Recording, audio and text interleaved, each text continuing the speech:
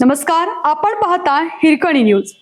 Hirkani news प्रत्येक क्षण ताज्या घडामोडी आणि महत्त्वाच्या प्रत्येक बातमीसाठी नेहमी तत्पर. इचलकरंजी एसटी डेपोत भीषण अपघात, कार गर्दीत घुसली, लोकांना चिरडलं, 6 जण जखमी. कोल्हापूर जिल्ह्यातील इचलकरंजी एसटी बस डेपोत आज दुपारी भीषण अपघात झाला.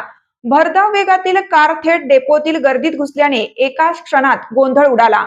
या अपघातात एका वृद्ध महिलेचा जागीच मृत्यू झाला असून 5 जण जखमी झाले आहेत.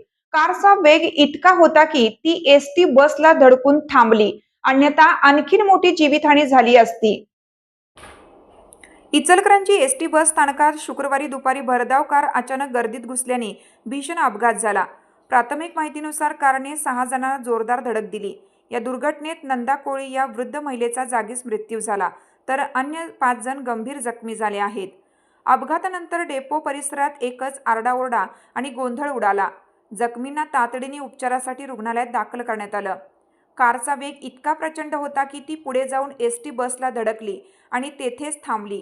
त्यामुळे आणखीन मोठा अनर्थ टळल्याचे प्रत्यक्षदर्शींनी सांगितले.